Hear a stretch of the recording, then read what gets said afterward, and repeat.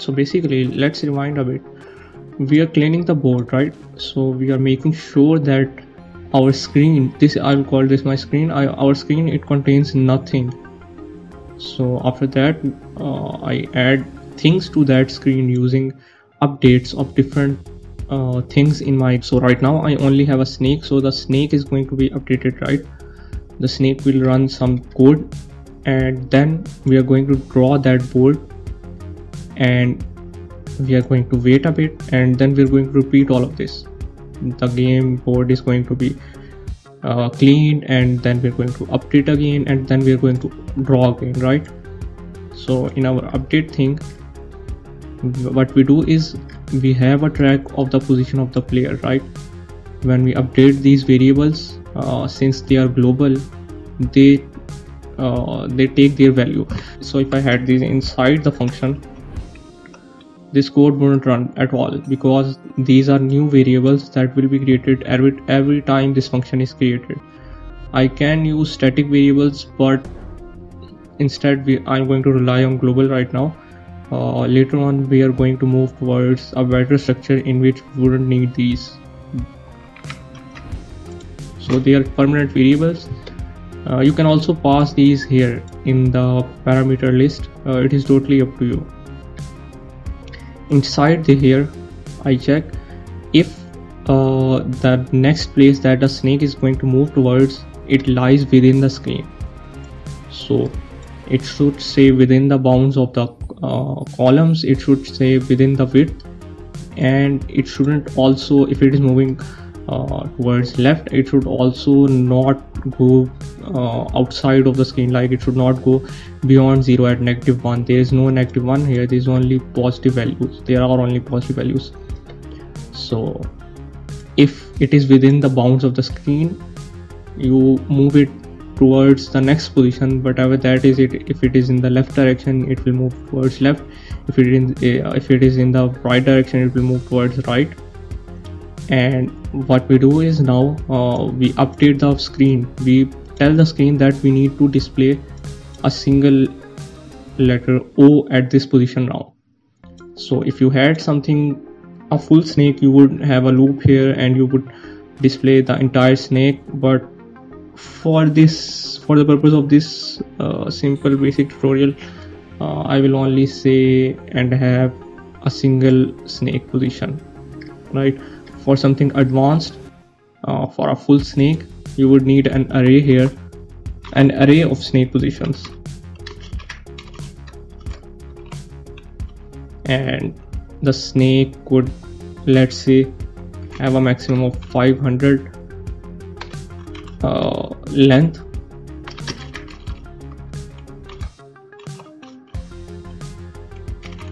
Right, so these array would store the x and y positions of each of the snake's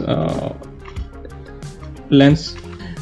For each of this, it will be stored in these arrays, and then we can display, we can place any of.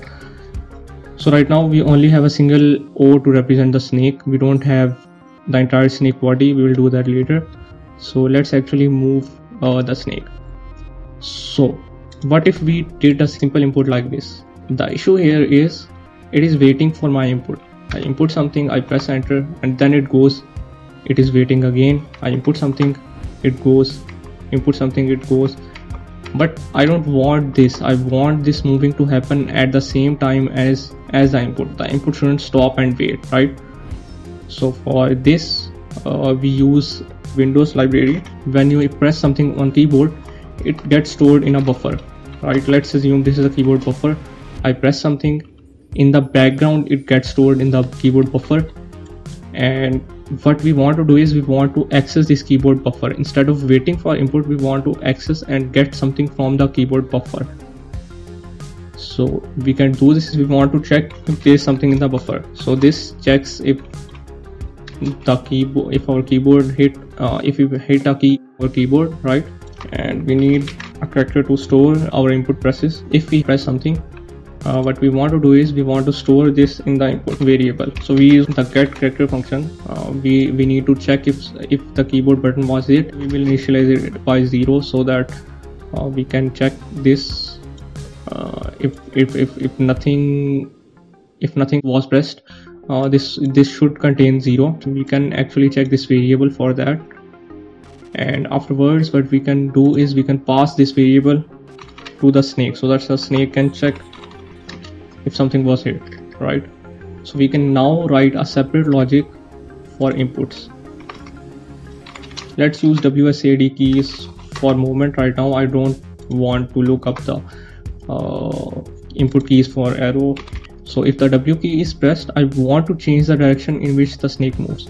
We already have these variables, we can simply modify these. I want the snake to not move in the X direction, so I want the snake to move up. I don't want the snake to move right? So I have set up these variables for the inputs, and now the snake should be moving. Maybe it was not declared in the scope. The correct library is actually conio.h, not whatever I was using. So let's fix that and let's go. Oh yeah, it is get.ch. And let's actually fix our axis. For A it should be -1 and for D it should be 1. So if you see, our ball can move right now.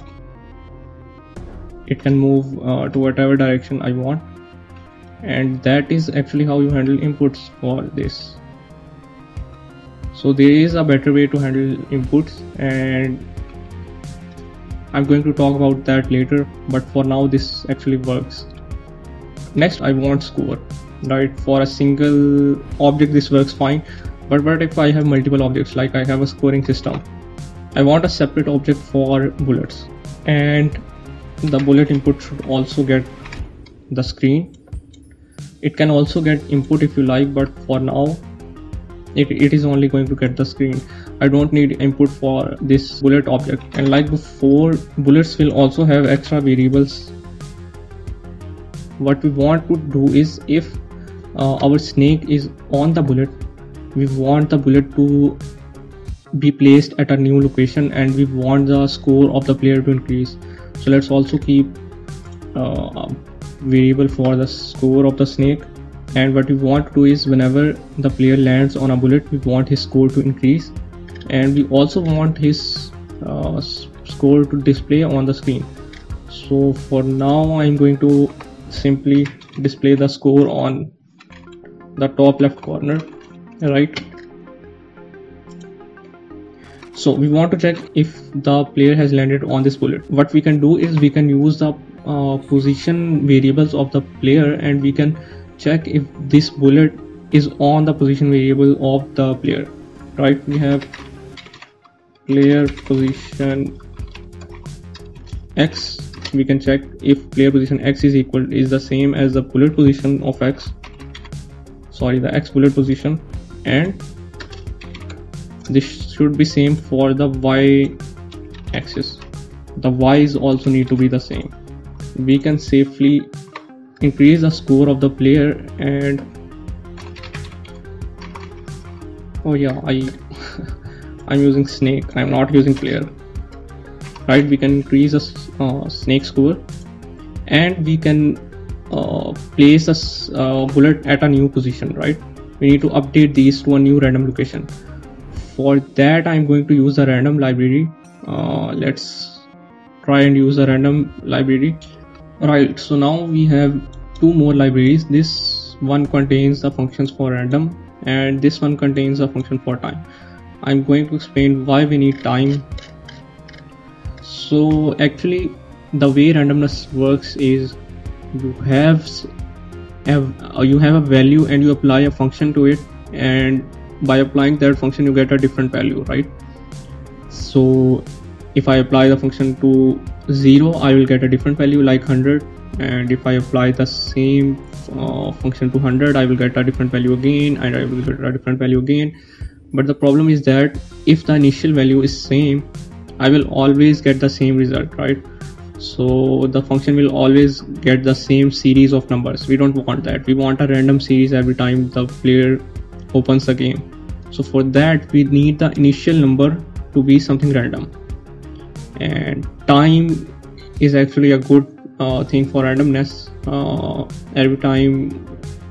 Every second the clock is ticking, and if we take that clock ticking thing and take it as the initial value for randomness, we are for sure getting a random series. So it is actually random enough for us right now. So also we don't want that random series to generate again and again. We only want that random starting position to set only one time. So what we do is we've set the initial value as rand, the seed of the random function, and we set it to the current time. Time 0 will give us the current time in seconds. We set it to the current time, and now we can safely use a random function. Let's say I want to generate a random number between 1 and 10, right? 1 is a minimum value and 10 is a maximum value. The rand function actually gives us a very large value. We can convert it into a smaller value using the modulus operator. So if I want to generate a position variable between 1 and 10, what I would do, right? So this basically gives us a number between 0, the minimum value is 0 and the maximum value is 9. So what I'm doing is I'm generating a random number between the screen width and a random number between the screen height, right? So the number will always be between 0 and it will always be less than rows. It will not be equal to rows. It will also always be at maximum 1 below the rows, and it will always be at maximum 1 below the calls. So I can set the snake position, these variables, right? And we also want to draw this bullet. Let's say our bullet, I can use a comma for this. So as you can see, this code is actually not that bad. It is actually very neat. I have a snake upgrade function. The logic is very simple here. I check for input.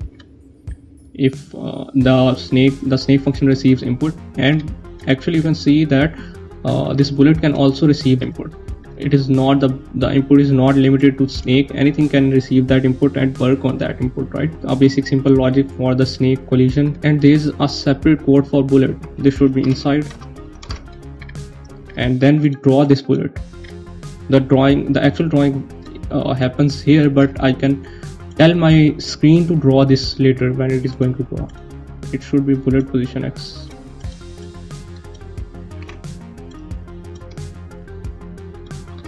Snake.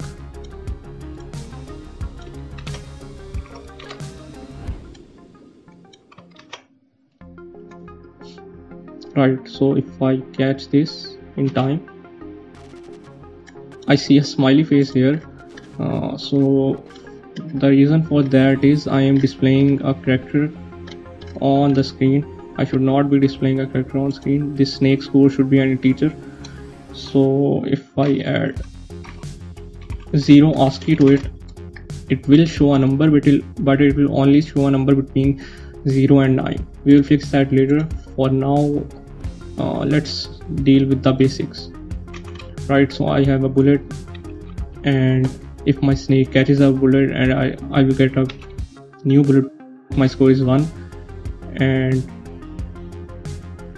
slowly and surely if I catch that bullet again, my score will increase automatically.